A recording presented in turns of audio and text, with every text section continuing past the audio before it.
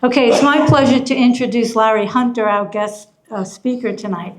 Larry is recognized as an expert in the area of historical cemeteries in Rhode Island, Connecticut, and Massachusetts. He was appointed by Dan McKee to the Rhode Island Advisory Commission of Historic Cemeteries, and he also works with the Westerly Land Trust. Larry is retired as an aerospace engineer in 2018, and he currently lives in Westerly with Karen, his wife, for 50 years. Please welcome Larry Hunter.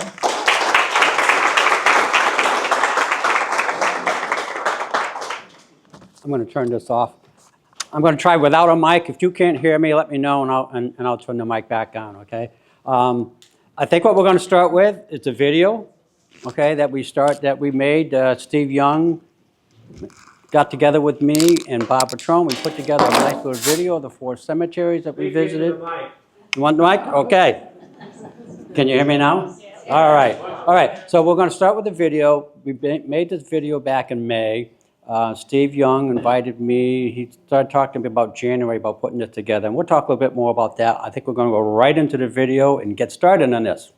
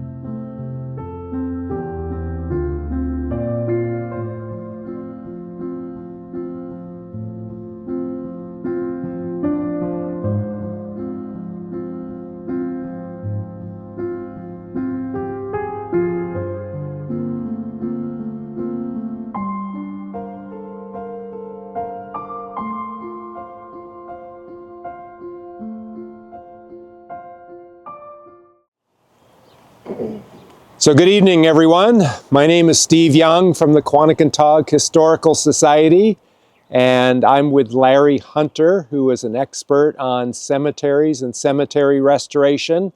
And this is one of 4 historic cemeteries in Quonnie. And this one is particularly interesting and has a particularly rich history.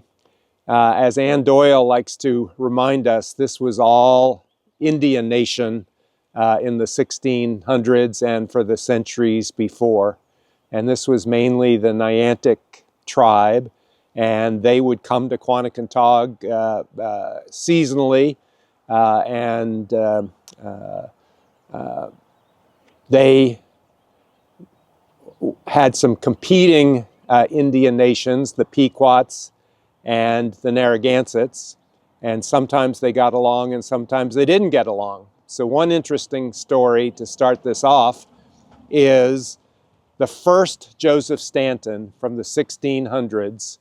I say the first because there are 4 Joseph Stantons. Each of the next generation, the first male was named Joseph Stanton, so there's a lot of Joseph Stantons.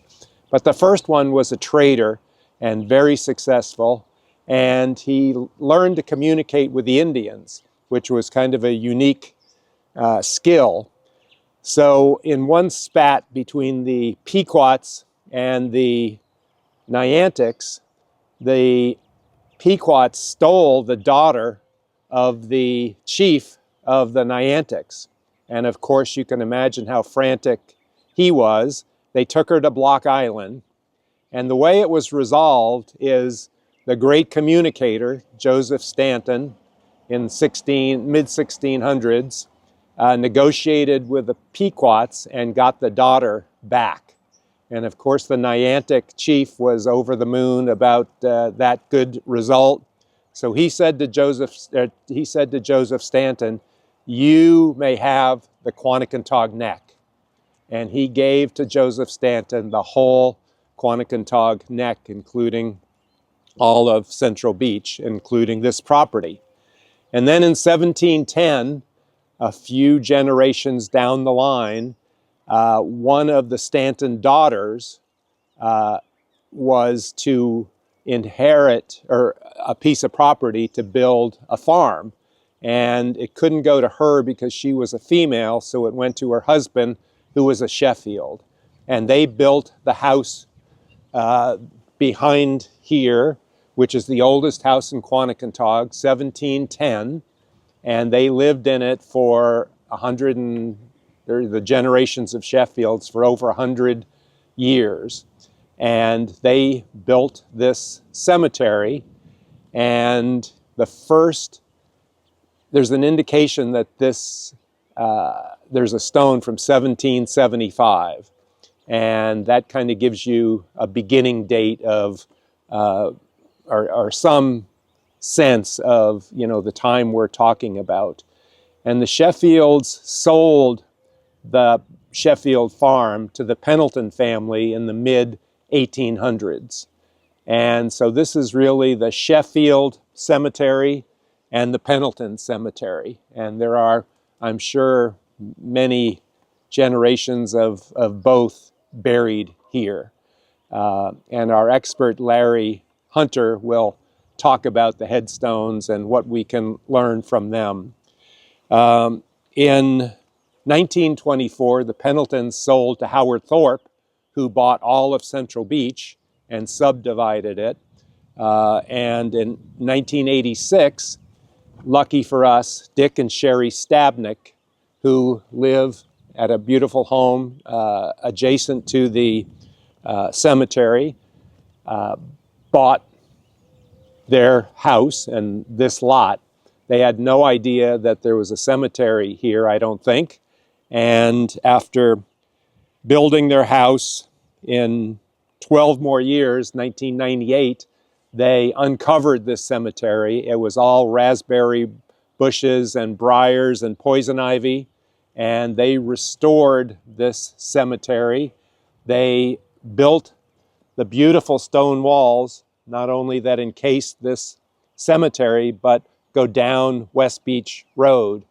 And they have been such a gift to the community in keeping this up and keeping it clear and keeping it planted.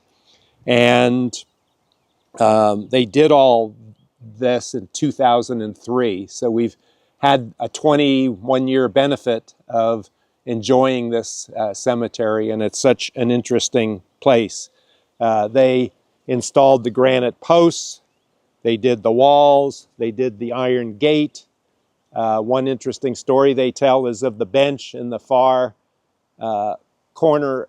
It was a Christmas gift from Sherry to Dick, and the Stabnicks are also very complimentary about the Quonnie Garden Club, who all contributed to the beauty of this. We're here in mid-May, so not a whole lot's blooming, but if you've ever been here in the summer, it's ablaze with beautiful flowers, and everything is blooming, and we'll show you some summer pictures. So let me introduce Larry Hunter, who is a cemetery expert. I first met Larry when he was doing a talk at the Quaker Cemetery In Westerly, which was fascinating. And we're going to visit the 4 cemeteries of Quonnie, and we're starting off here in the Sheffield Cemetery. So Larry, you do a walkabout and you give us your observations. Good evening, everyone, and welcome to CH53, a historic cemetery in Rhode Island. All the cemeteries in Rhode Island will start with a 2-letter designation, the CH for Charleston. Okay, so that's how you figure all that out. Come on into this cemetery. Very unique, very lovely.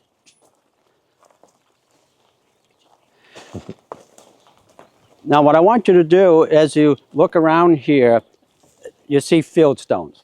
Fieldstones were originally used for marking a grave. Always put 2 stones in, one to identify the head, one to identify the foot. They did that because they didn't keep formal maps to say 6 feet in from the wall, 3 feet over, whatever it was, a grave. So they did 2 markers like that. So the first thing I do when I come into the cemetery, I start counting the stones to see if they match up. And we have one up here where we looked at that. We only see one. So it's an oddball. The stone's either lost or something are buried.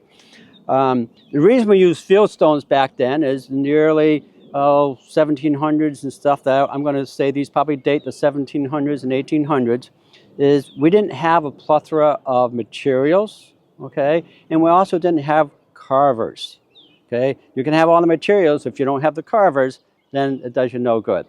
So very unique on these 3 footstones right here, or field stones right here, is that they put initials in them. Okay, and that's very unusual. We see it once in a while. This one was interesting because it has 2 initials on it. It says R and S. So it's likely it's 2 people buried there. Okay. The other thing about this cemetery is laid out, so we're facing east. And the bodies were typically buried, so as I'm reading the lettering on the stone, the body is on the other side of the stone. Okay, and that would be the foot. And they did that so that when they woke up in the morning, they saw the rising sun and they thought of the Lord. All right, so let's take a look. I just love what they did to this cemetery. You know, some people say, oh, cemeteries should be left alone and do that. This is beautiful. I could picture sitting on that bench with a glass of wine in the evening and paying tribute to these souls. Okay, they shouldn't be forgotten. They should be remembered, and you should be shared with them.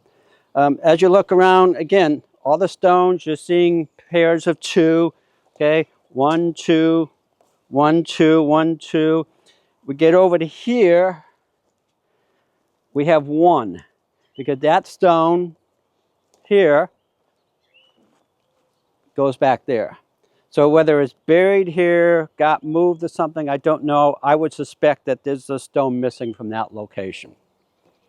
The walls are great. It keeps other traffic and stuff out of here. You probably, it's hard to say, but we're looking at here, we're looking at a child, likely, because that grave there is probably about 5 feet apart, the stones, and here you have a grave that's probably only about 3 feet, 3.5 feet apart. And the same thing in here. So again, they put the stones for the size of the body. Not the way you have a cemetery today, everything's a certain size, everything's squared out in a grid. So that's how they kind of laid everything out. So pretty simple cemetery, very typical of what we see here in Rhode Island in the early 1700s and 1800s. And later today, we're going to see some more examples. We'll see some actual headstones.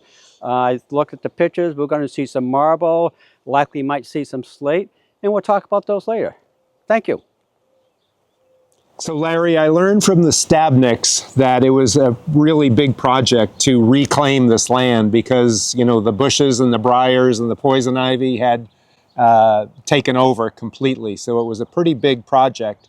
And they talked about going down 6 inches to not only clear out all of the plants, but clear out all the roots so they wouldn't come back again. Mm-hmm. And they've been very diligent in maintaining this with, you know, the moss and low growing things that don't cover up. I remember you talking at the Quaker Cemetery about when you're talking about decades and century old stones, they tend to get buried by debris. They tend to get swallowed up by a couple of different things, covered by debris, the weight of the stone and the ground softening, so it depends on the stone. And Quaker Cemetery is a good example of the soil's fairly soft up there, and so they will sink. Now, some people say, well, the ground grows. Yeah, the ground grows a little bit, but not extensionally, especially if you look at 2 stones standing side by side, and one half the stone is showing and the other is only a little part of it. So it's more evidence that the stone sinks. And I know you've done a lot of cemetery restoration, which is not only cleaning the lichen and all the debris off the stones to make them pretty, but sometimes you dig 6 inches, 10 inches down, and you find that there's valuable information on the stone that nobody had known about because it's been buried. Yes, we are. I'm working with my partner from Rediscovering History from Connecticut. We're working in the Old North Burial Ground in Hartford, Connecticut. We were asked to work in the 106 colored troops from the Civil War. And we are digging up, we've uncovered several stones there. People have never been documented. We pulled one up the other day in about 5 different pieces, I think, that we're going to have to piece back together. Yep. You know, so this is typical what we do, and you know, sometimes it's just lucky. This stone we found by luck because we were looking for a piece of stone from somebody else. Yep. Yep. So, you know, My common sense tells me that, you know, when the Sheffields are here 100 years, when the Pendletons are here 100 years, they're having a lot of children. This is their burial ground. And although, you know, we can kind of document that there are, I think, was it 22? I think it said 17 in here, but 17 it doesn't matter. or- But you're right. There's probably, where you're going, there's probably a lot more. A lot And- more. And were they over there in the road? Yep. Okay. Were they over in here? Yep. There's really no way of knowing. Yeah. Okay. So. But I suspect there's a lot more than the 17. Yeah. And the Stabniks also inherited some documentation that I thought's interesting, and it's in the sign. But one of the stories is that a headless body washed ashore. I saw that story. And they were kind enough, the Sheffields were kind enough to, or the Pendletons, I'm not sure, to bring that body here and give it a proper burial, head or no head. Which you being a cemetery expert, I know you've got 1,000 stories of bizarre things like that, but I thought you can add that one I'm too. not as much of a historian, so but I like stories like that. We'll always keep that in my memory Yep. bank. And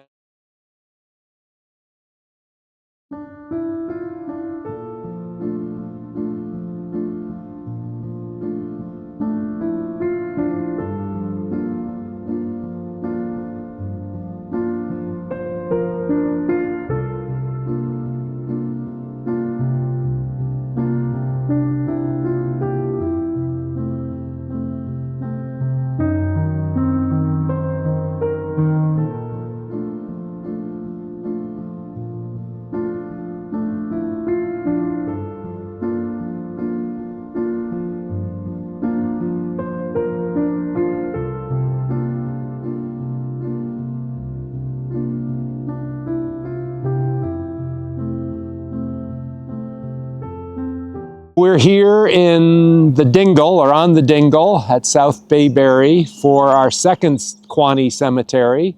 And I'm here with Larry Hunter, and we're in cemetery CH 51. And we don't know too much about this. We don't have the rich history that we have for the Sheffield Cemetery, but people call this the Stanton Cemetery because we believe that most of the people buried here are Stantons or Stanton workers over the years. But one thing I'd like to say is, again, this was totally covered with brush and brambles and briars and poison ivy. And Teresa Brazil, who owns this property, uncovered it. And Bob Patrone and his brother Peter and Tim O'Neill and Teresa have been kind enough to the community to maintain this and keep it beautiful. The daffodils have gone by, but Bob has put in marigolds for us. I think there's 16 to 20 people buried here, but probably even more than that. Let me turn it over to Larry Hunter. Well, thanks, Steve. So one of the things you'll notice different here from the other cemetery, here we have a historic cemetery sign, which was absent from the other one. And this is up to the homeowner in Rhode Island whether they want to permit that on their property or not. We cannot, and as part of the Rhode Island Historic Cemetery Commission, force them to do that. The signs are actually supplied by the state, and we order them and we'll put them up if people allow it. So that's a big thing that's different here.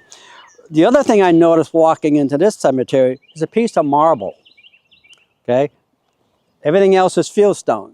We didn't really start seeing marble in Rhode Island cemeteries until probably the late 1700s, 1800s. It typically came from Vermont.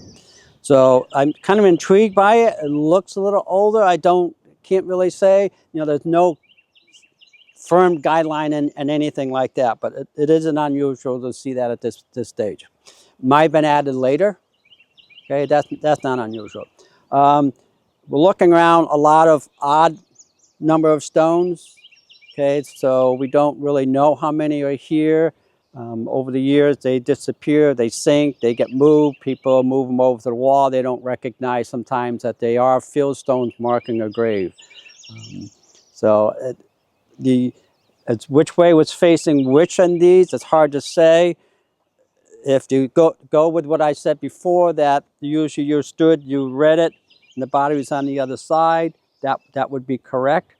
But I have no idea when this was actually put in. And sometimes they also get moved and twisted. It's not unusual for us to see a stone reset and turn around backwards because people think it should be facing the other way.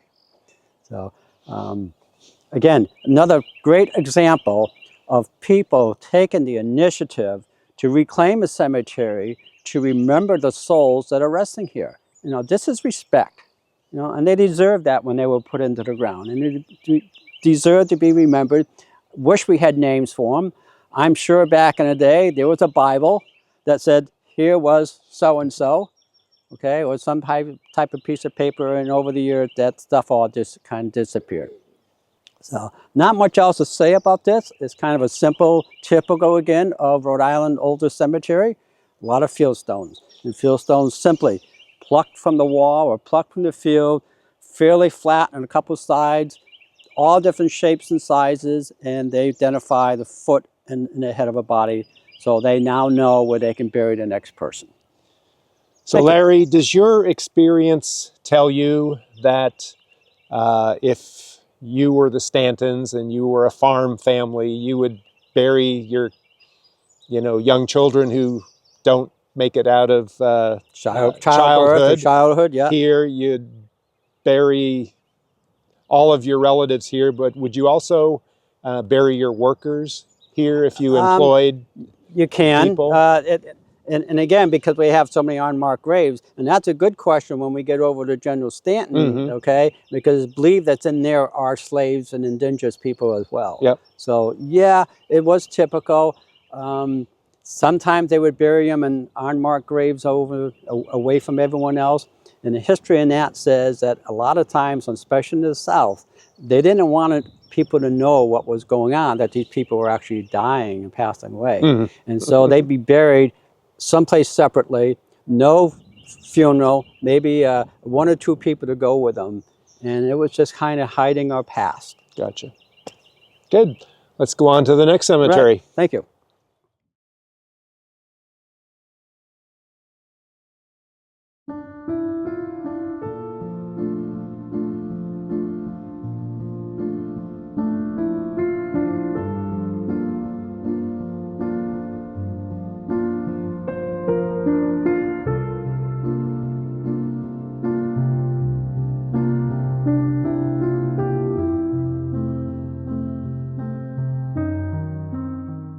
So we're here at the Stanton Cemetery, CH50, and we're standing in front of the Wilcox Tavern, and Bob is shooting back to the cemetery that we're going to show you now, the Stanton Cemetery. It's built in honor of Joseph Stanton, who was the fourth Joseph Stanton. This is General Stanton, who was in the Revolutionary War. He was born in 1739. He was the first U.S. Senator from Rhode Island. He was a farmer, and he had 40 horses, and he had 40 slaves, and he had a farm that measured 4.5 miles by 2 miles. So he was a substantial person in Quonnie history and Westerly history. The cemetery that you're about to see only has 2 visible burials, but we know that there are many, many more people. It's estimated that there's at least 20 whites, Indians, and slaves buried in this cemetery.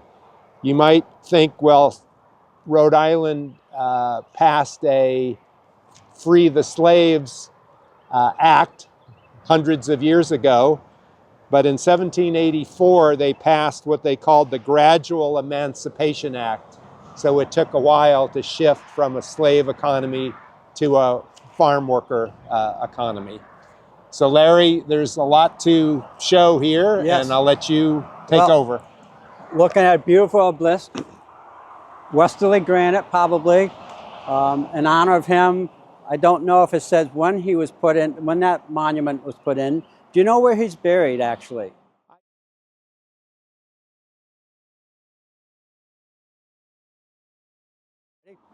So here we have a sign. It's facing the road, which is good. We want it to be visible so people can see it. Okay, and that brings up a funny story.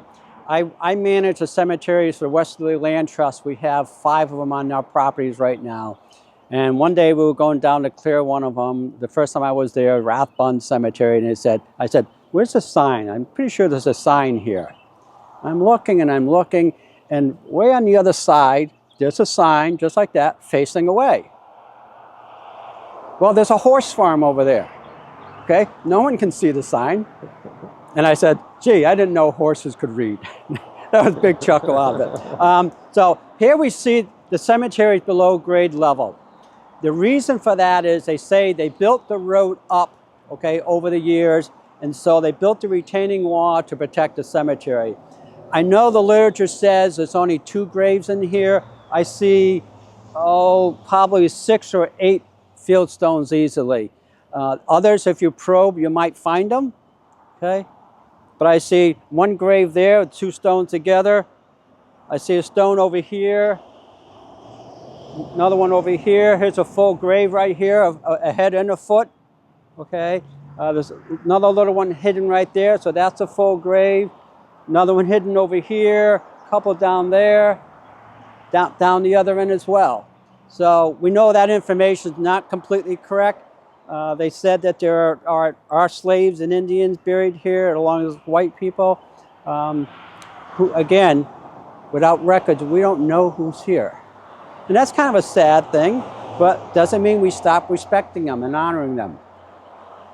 So this is a good example of, so I believe this cemetery was just cleared recently by the Charleston Historical Society, and I believe Jeff Burns, my counterpart in the Historical Cemetery Commission. And look how much it grew already. So this is a good lesson about not only do you clear it, you now add the chore of having to keep coming back and clearing it. Okay? So that's why we need more bodies, more volunteers, more people interested. And that's one of my goals, okay, is to get more people interested in helping out. Thank you. Larry, I think people in Quonnie will be shocked to know that there are 4 cemeteries in Quonnie. I think most of them maybe knew about 1 or 2. This one we've all driven by on Route 1 and the old Post Road, but this one's like, what, 9 feet or 10 feet down I from... would say that's a good 8 Yep. feet, 9 feet along the way. You know, a couple feet right there where I could actually go down and step into it and climb in, but I won't. I don't see any poison ivy, but I won't take that chance. Yep, but you can easily find the cemetery because it's right in front of the General Stanton obelisk in front of Wilcox Tavern. Thanks.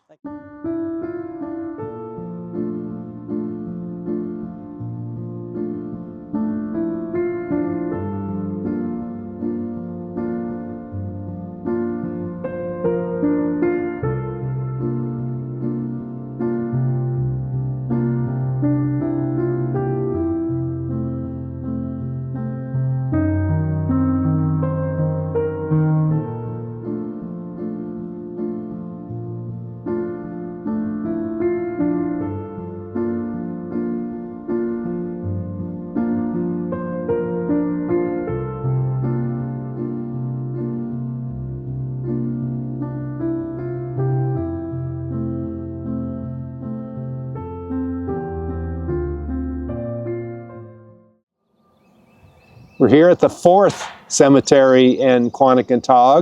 This one is CH34.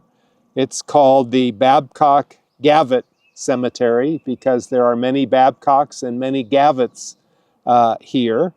This cemetery goes back to the 1870s, but is also a working cemetery, and people much more recently have passed away and been buried here.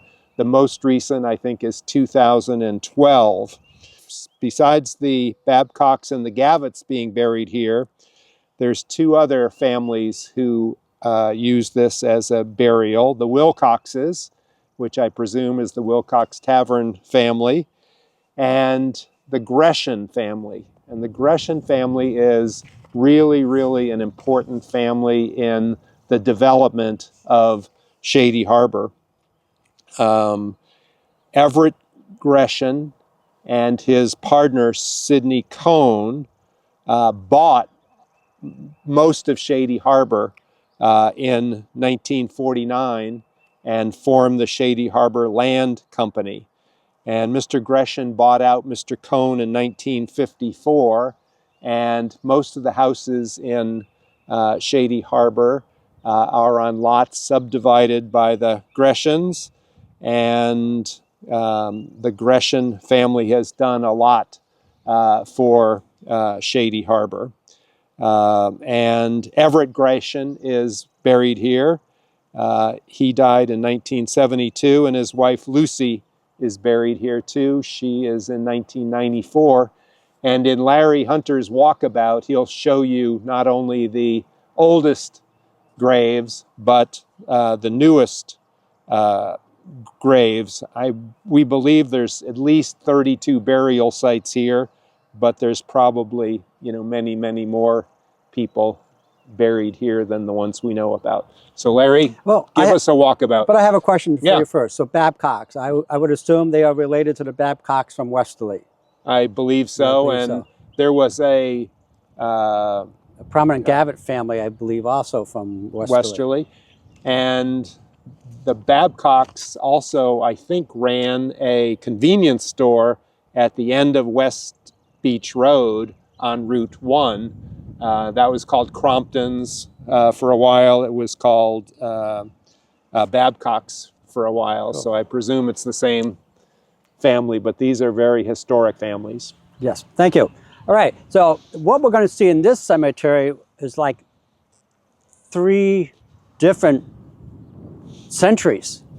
Okay, so we'll start first. We have the plain field stone that we've seen almost all day long. We've seen them at all the other cemeteries we've been to. And they go back through here quite a bit, more further in the back. In the middle here, we have this big cedar tree. Trees are beautiful in a cemetery. I hate them, okay? Because what happens, you start them as a small tree. Now it's growing up to a big tree. This case is pushing up right where the body would have been, okay?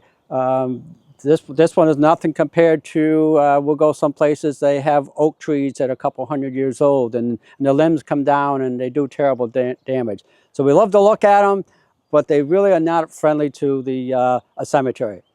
So plenty of field stones in here. Someone does a nice job of maintaining this cemetery. I'm blown away by seeing such interest in it.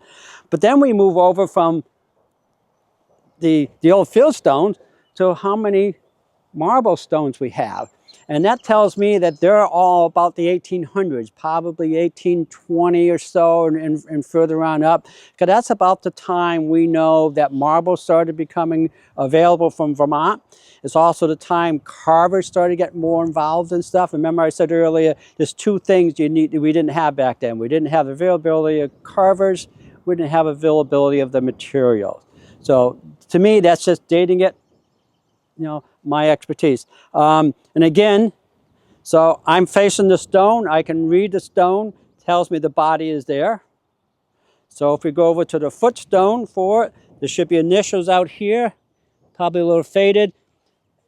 Again, looking in. And again, I'm facing east. So the body is set so the face will see the rising sun in the morning. Now, interesting, as we came in here, there's a little snake. Okay, I don't like snakes. There was a bunny rabbit too, but so I'm not going to get too close to this. I just hate snakes. But here's the next century. We have 2 headstones here, 1991 and 2012. So it's still an active cemetery, and you don't see that very often in historic cemeteries, so it must be owned by an association or something that's allowed. So, Steve, did you have something you want to talk about these two? Yes, these are both, I think, Gresham family members. Everett Gresham, who's kind of the founder of, or the subdivider of Shady Harbor, and his wife. And then I believe Laura Kent Hines is also a Gresham, because Mrs. Bunky Kent is a Gresham. Her name is Lynn, and I'm not sure if this is a daughter or a sister or who this is exactly, but I think they're members of the Gresham family. Was that good?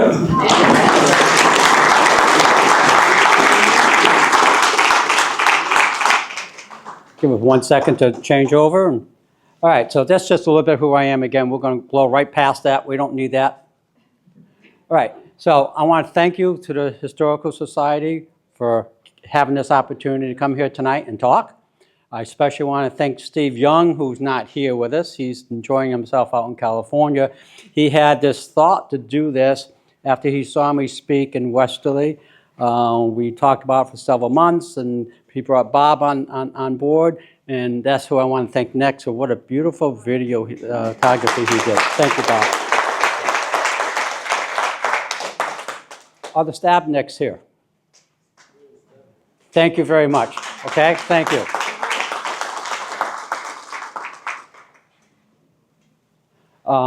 And then Teresa, did Teresa make it? Teresa, thank you very much as well, okay?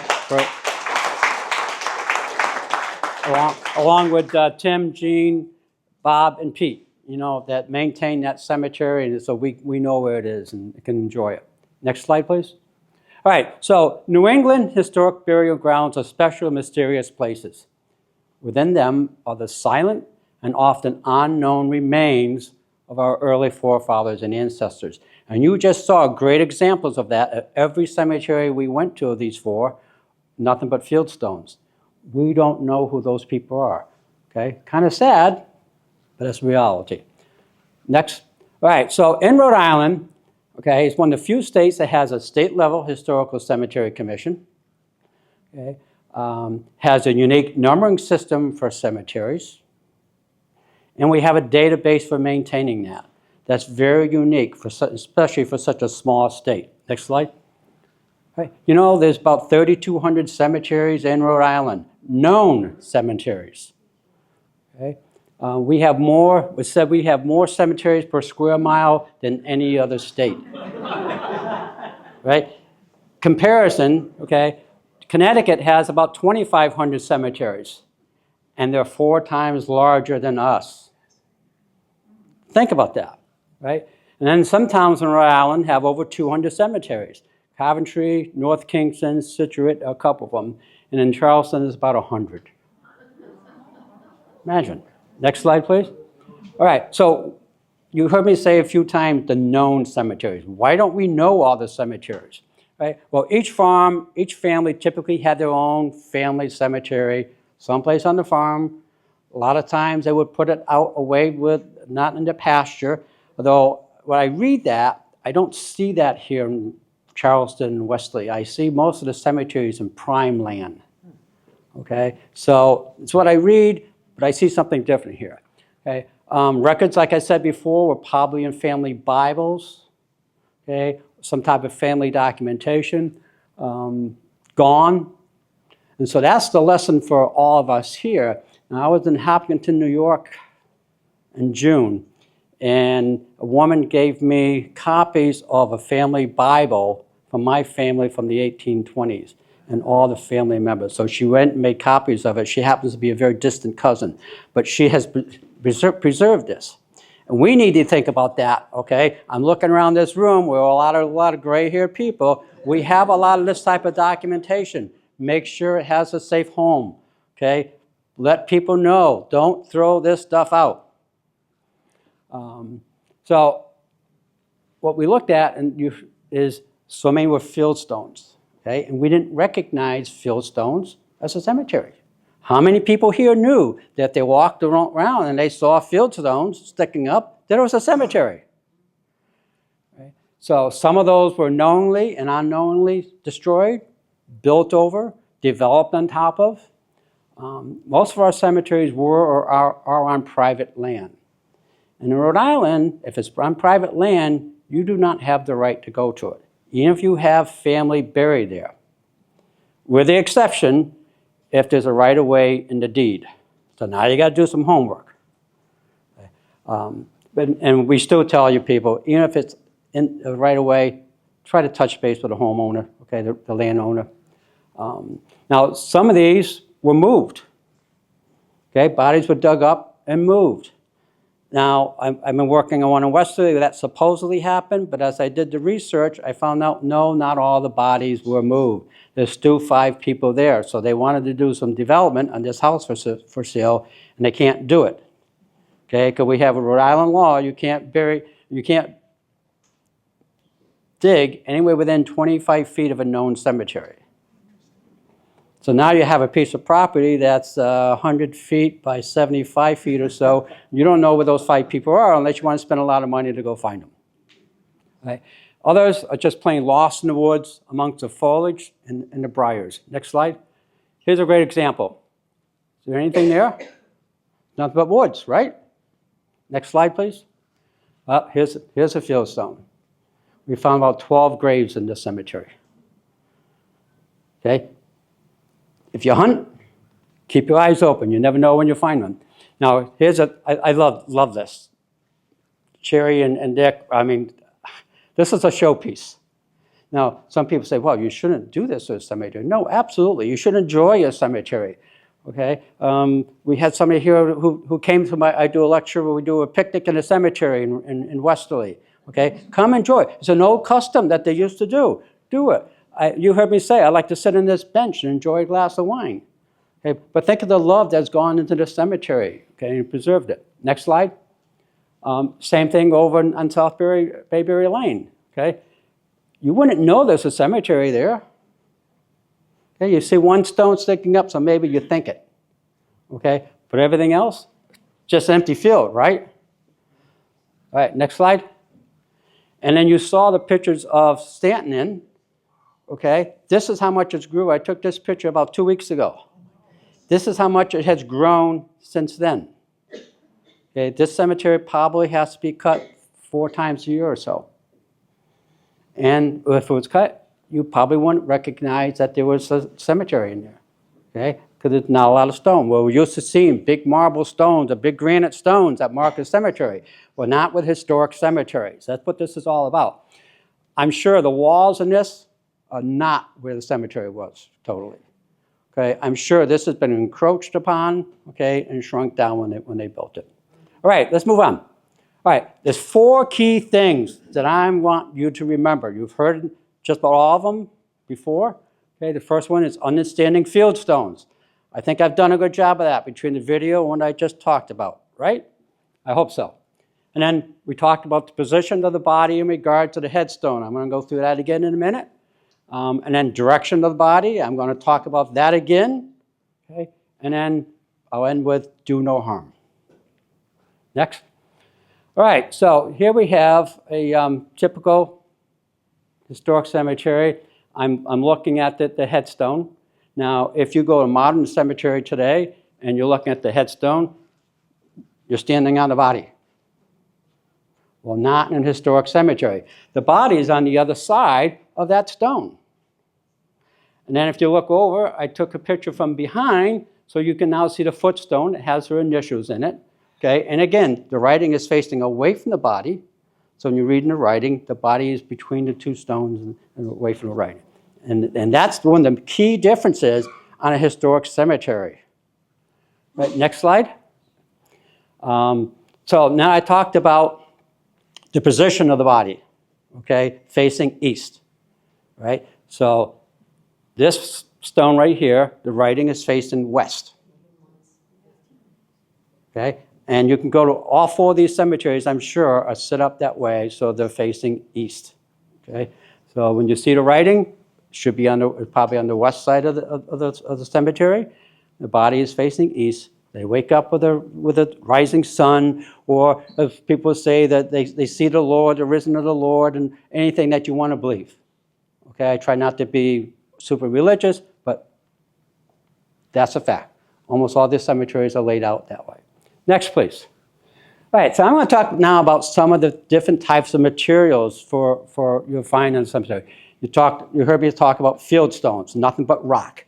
A rock they pick out of the field and maybe pick out of a stone wall, okay? And they took 2 of them to mark where the body was, a head and a foot. So they knew where they could bury another body, right? Slate, we see some slate around here. Slate can be very pretty. Schist, I'm going to talk about that a bit more. Brownstone or sandstone, some marble, some granite, bronze, zincs. We're going to talk about zinkies, concrete and wood. Next slide, please, Rich. So here's an example, a couple of field stones marking a grave. We were digging these up and raising them up in Quaker Cemetery so we could see them better. Nothing more than just stones. Typically flat on one side, sometimes 2 sides, sometimes shaped one way and other times just a boulder. Next, please. Here's a slate stone. Okay, this is gray. Sometimes you see them blue. Very pretty. They actually hold up very well. Next. This is one of my favorite stones. We're going to get a couple lessons out of this one. Okay, so look at this stone, 1730. Almost 300 years old. And look at, you can read everything in it. Okay? But I love in this is the heart in it. Can you see the heart carved in it? And then all the writing is carved in it. That was the love he had for his wife. This is James Babcock's wife. Who here knows of Joshua Babcock from, okay? This would be his mother. Okay? So that's a perfect example. And just look at it now. Here's the stone. You can see the top corner is broken off a little bit. Here's the stone. When we talk about doing no harm, you don't touch this stone. Okay? It's fragile. You have to teach people to leave it alone. Okay? So this is Schlitz, which is just a combination of all kinds of minerals, all compressed together, you know? To think of just layers and layers and layers and just compressed together. And once it comes out of the ground, now you don't have as much holding that together. Next slide, please. Here's an example. You can see all the layers in there. Okay, and very easy to separate. All right, now history lesson. Okay, this is called double dating. You see 1730/31. Did they not know when she died? Okay, besides my counterpart back there, Michael Carroll, I'll ask if anyone knows why that is. All right, so we used to go by the Julian calendar, right? So anyone does genealogy, pay attention to this. So the Julian calendar, the new year didn't start until March 15th. Okay, look when she died, March 3rd. Okay, so in 1582, Pope Gregor, I think that's how you say it, the 13th, decided that no, we needed to change the calendar. And he did a lot because of the religious reasons. So, you know, Easter's supposed to be after the first full moon of this, and they were always having to change it around because it wasn't. So they decided they're going to change the calendar. They eliminated a couple of days from the calendar, and they made the first of the year January 1st. Well, the British didn't adopt that rule. And who were the colonies under at that time in the 1700s? 1600s, 1700s, we were British. So, but going into the 1700s, it was becoming more popular in the rest of the world, and people here were starting to catch on and do that, okay? And so we see from time to time what we call double dating. Okay, and if you look when she died, March 3rd, so it fits right in there. So that's a good history lesson. And I love to use this stone for that reason, because it's a beautiful stone, but it's also a great history lesson. Right, next slide. Here's a piece of brownstone. Now I could have picked a brownstone that was in great condition. We have them. I chose to pick one that's deteriorating. And it's very common for brownstone to deteriorate. Again, Brownstone is compressed in the ground, layers and layers and millions of years probably have compressed, okay? And you take those layers, you break the stone off, and now you stand them up like this. What happens? Well, then now you have no compression holding them, and they start to separate. Now, this brownstone probably came out of the quarry in Portland, Connecticut. When Portland first started, their brownstone was very good. I think as it grew in popularity, they had to mine faster and faster. They didn't take as much time to cure and stuff. They were hitting pockets of material that weren't as good as others. Okay, and this is very common now of what you see in brownstone, delamming, falling apart. Okay, there's very little that can be done for this. We do have a friend that does some reconstruction of this type of stone, but it's very unique, very difficult to do, and you're only going to buy it time. You are not going to preserve it. So again, a stone like this, we don't touch it. We don't clean it. We don't reset it because they're fragile. Next stone. Good example of marble. Okay, you'll see in Charleston, you see a lot of white marble stones because you have a very active community here in Historical Society and Jeff Burns and others that go around and clean them, okay, and maintain them. So that's what the stone looked like before. That's what you see in many cemeteries here. They're black. You'll be surprised when we teach people to clean, okay, that a little water in a brush. You'll be surprised the difference in that stone. Now this one has also been treated with a chemical we use, okay, but we don't clean with it. We clean the stone with water first, and then we apply our chemical, and then we walk away. And we let the natural environment take over and do its job. Next stone, please. Another example of marble. I just came across this one a couple of weeks ago in a cemetery. I love the grains in this marble. I just had to show it. It's amazing. Next slide, please. And then granite. Okay, we're all from Rhode Island. We know Westerly granite and how popular granite is. Granite didn't start getting mined here till the late 1840s. So you can see that progression when you walk in a cemetery, you start dating you. You can say, oh, I see granite in here. So now I automatically have a time frame of when this section of this cemetery was developed. Next, please. A zinc. All right, when you walk in the cemetery, we get excited when we see these because they usually have a nice bluish tint to it. The sunlight didn't do this one so much. These were manufactured by a company in Bridgeport, Connecticut. They're called white bronze. Very unique. This obelisk, see the plate here? The plate comes off with 4 bolts. Comes on all 4 sides. Okay, so you can have many different combinations of them. Now, there's stories that during Prohibition, people used to come in and they would take those panels off, and guess what they would hide inside the zinc monument? Right? But yeah, now look at this, 1883. Look at the condition of it.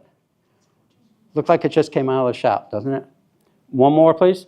And this, now they did make smaller zinc, okay, like a regular headstone. So there's other different things. You could buy those in the Sears Roebuck catalog. Okay, order them and get them. Next, and then we have bronze. Okay, obviously not a historic cemetery, but you see a lot of these. If you go up to the Veteran Cemetery, that's all you'll see. Okay, it's a Rhode State Veteran Cemetery. One more. All right, so that's some of the types of stone you see. I'm going to talk about some shapes of the headstones. All right, next slide, please. I'll just go right into it. So this is a tablet stone. This one is probably about 6 feet long. Okay, typically tablet stone, 1/3 of it gets set into the ground. So that would mean 2 feet of it. It's got a little bit broken off right here, but if you go up 2 feet, you can see where the line would be. Here's where the writing would be, so it would stick up. So that's a tablet stone, just one big piece, okay? 2/3 of it should be sticking out of the ground and 1/3 in. Okay, of course, what we find around here is sometimes half of it is sunk, sometimes more. Okay, but also they break very easy because of the size of this. Okay, this one's probably 2 inches thick. Sounds thick for stone, but it's really not. Next one, please. So here's a tablet stone that's standing up. I love this one because you can see the carver's initials in the bottom corner. Okay, we love that when we dig them up and we see the carver stones on it. I can't take credit for doing this. This is over on Cross Mills Road, I guess you call it, over by the, and I looked up a picture. This used to be dirty. Somebody cleaned it. And so you can see how tall that stone is. It's probably sticking up 4.5 feet or so.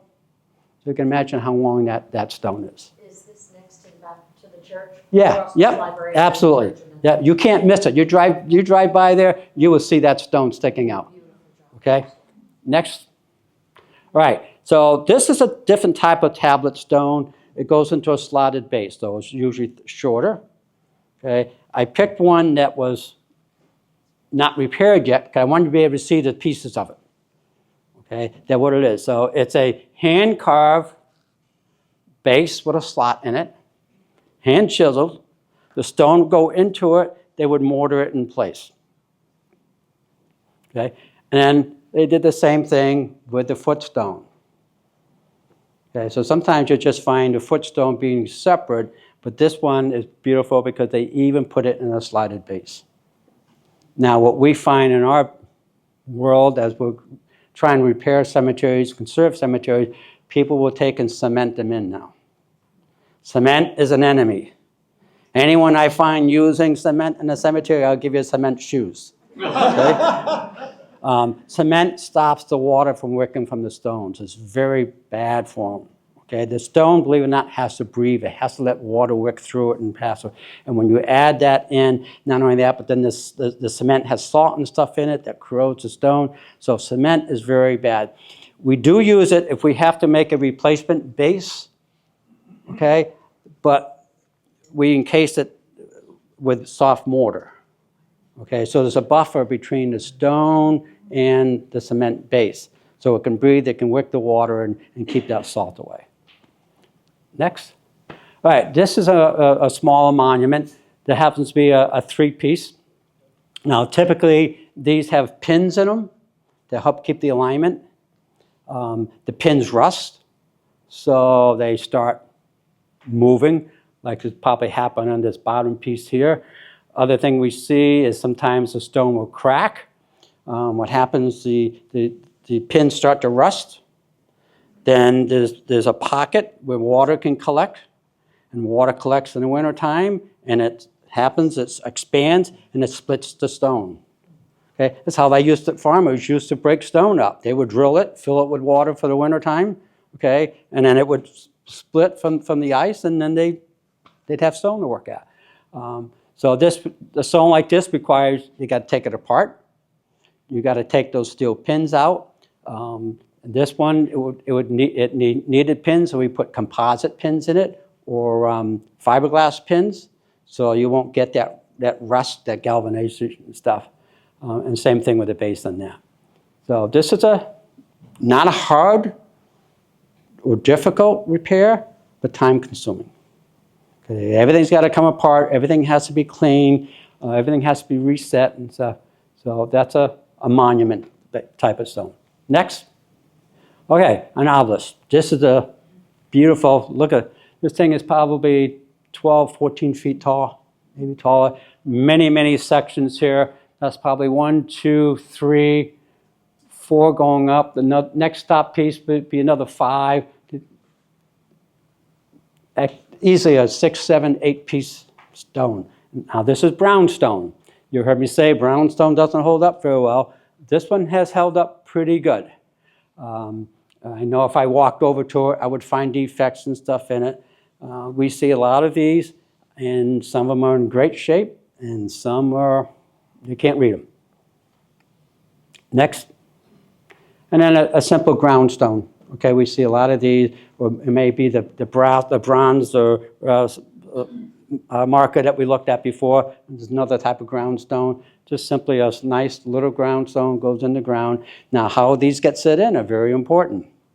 Okay? A lot of cemeteries just put nothing underneath them, and they sink like crazy. Or they might put a little gravel, a little bit of cement in them. In a cemetery we work with, we saw a gentleman from a memorial company, monument company, put one in. He put 2 feet of cement in the hole.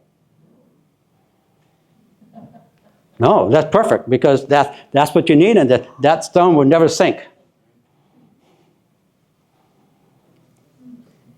All right, next. All right, this is called a table stone. Can you see why? Right. I wish we had one of these when we did the picnic down at the rest of the land trust, because I put a tablecloth over it and use it. And that's exactly what they did in the day when they had picnics in cemeteries, if they had that type of stone. Usually we see them with 6 legs. This one happens to have 8 legs. Beautiful old stone. This is up in Litchfield, Connecticut.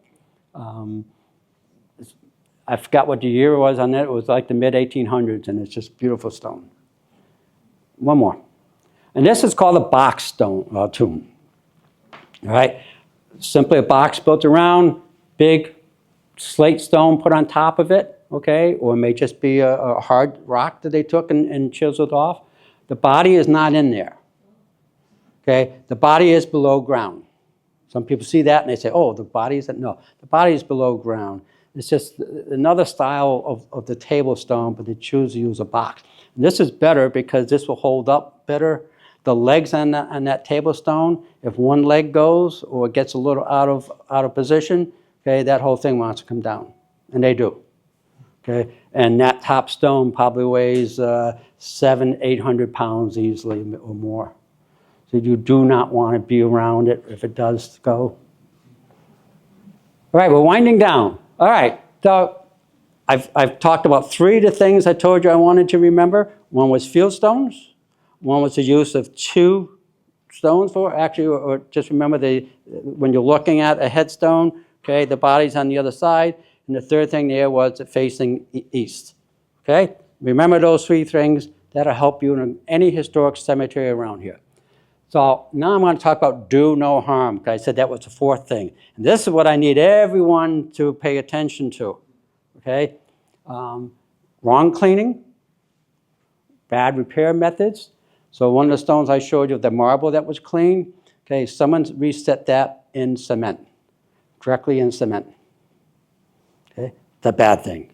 Okay, fortunately that one seems to be holding up, but we have no clue when they did it or how long it's going to hold. Get permission if you want to visit on private property. I can't stress it enough. Okay, it is somebody's property that you're walking on. Don't clean, don't rub, don't remove dirt, growth, okay, without training. That's what my friend Michael Carroll back here and I do. We train people to do this. We hold classes on it. We hold seminars on it, okay? Don't do rubbing. Rubbing was a big thing years ago, right? Okay? And we tell people don't do rubbing anymore, and that's what the conservatives will tell you, don't do rubbing. And if you have that granite stone, you aren't going to hurt it, okay? But if you take that soft marble, and maybe it's a little weak, you remember I said, you're sticking up 4 or 5 feet, how strong is that? Is it that have a fracture in it already? Or if you have a sandstone that you don't know, there's a delamination behind it, and you just start pressing on it a little bit, you crack that surface, and then it's gone. So we tell people no rubbings. Don't use chalk, shaving cream, or other materials to read it, and that's what people do. They'll go out and spray it with shaving cream as well. It fills up the writing, you can see it. Well, it has chemicals in it and stuff that you just are not going to get off. And then don't attempt to clean a broken or deteriorating stone. So we're trained to go and analyze the stone before we touch it, before we dig it up, before we clean it, before we do anything. We look at the stone and say, is this stone safe to work on? Safe for the stone and safe for us, okay? Because you can get hurt. You got a couple 100 pounds or 300 or 400 pounds moving, you're not stopping it. Okay? Again, don't try to repair a stone without training. We know someone right now that is going off and doing that, and we can't stop her, okay? She's worked with us, but never did repairs. Okay, and now she's off doing work. And don't disturb stones if they're laying on the ground. So if you're walking through a cemetery and there's a stone laying there, leave it lay there. Okay, let people who are trained go in, know how to handle it. Being careful of leaning stones, loose stones. Well, I was up in Hopkinton. My 5th great-grandmother's stone is a 4-inch thick marble, standing probably about this high, in a slotted base. And I wouldn't even clean it because it's so loose. Okay? And we were doing a cemetery tour there, and we were right by where that stone was, and I'm watching people to make sure that they weren't leaning on it because that stone was very, very precarious. And that was the lesson I told these people that set up the tour. First thing you need to do is give a safety message to everyone. Because you look around, people were leaning on headstones and stuff. Kids will sit on them. There was an example we saw recently on Facebook where some kid was doing something on a headstone, and it came down on a big granite stone. Took the fire department to come in and get him out and stuff. This was awful. Could have been tragic. Okay, so safety, safety, safety. I can't stress it enough. Be careful of leaning stones, loose stones. I showed you that little monument, that little 3-piece monument. Okay, it's loose. It doesn't take much to knock it over. It doesn't look heavy. I guarantee you that top part is a couple of 100 pounds. Okay? Do take your camera, and do take lots of pictures. Okay, pictures are not going to hurt the stone. Okay, and do enjoy. Look at the inscriptions. Okay, the detail, the symbols, the beauty of it. Things like the one I showed you, my favorite stone with a heart in it. Take the time to look at a stone, okay, and appreciate what went into it. All right. So, what can you do? Volunteer. Okay, we saw some beautiful examples today, okay, of people who have doing it, taking care of it. You know, maybe adopt a cemetery. Find out, hey, where's there a cemetery that needs maintenance? Because you heard us say, we go and clear a cemetery, how fast it grows, and now you got to come back and you got to maintain, cut it again. Okay, if you wait too long, then it makes that task so much harder. So if you have a few more hands, okay, it makes that easier. Spread the word. Don't be afraid to talk to people about it. You know, hey, yeah, you know that old cemetery over there? Hey, let's go over this weekend. I want to walk you through it. Here's some things I learned, you know, and be careful. Don't touch, don't do these things. Maybe you know someone has a cemetery on their property. Okay, they should all learn things like this. Okay, maybe their cemetery is not documented. You know. You heard me say known and unknown. There's a lot of unknown cemeteries out there. We don't know about them yet.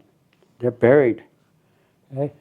And if you see something go on in a cemetery, if it looks like vandalism, call the police. Okay? I had a woman call the police on me in Westerly, but I was digging a hole to dig a broken piece of stone out. And the officer come over and I said, yeah, I guess you want to see what I'm doing, huh? He goes, yeah. And he could see what I was doing. Because all the time he goes, oh, I'm really sorry to bother you, but you know, we got the call. We have to follow up. I said, don't apologize. I am glad that you came. Come see what's going on. Okay. Talked to him a couple minutes. I said, gee, while you're here, I've got 7 Revolutionary War soldiers buried in the cemetery. Would you like to take a tour? He goes, yeah. You know, so he got some history out of making a routine call. But yeah, if it looks like vandalism, call the cops. If it's just something else going on, then contact your Rhode Island Advisory Commission commissioner. And in Charleston, it's Jeff Burns. If we go, I won't go back to it, but I have my business card over here. If you want the address, okay, you can get to our website. We have a nice database that you can go in and see who the commissioners are. You can go to every cemetery in the state that's documented, and a lot of information there. Now, I could talk for another 3 hours, okay? And I'm going to shut up. I've done pretty good. So any questions?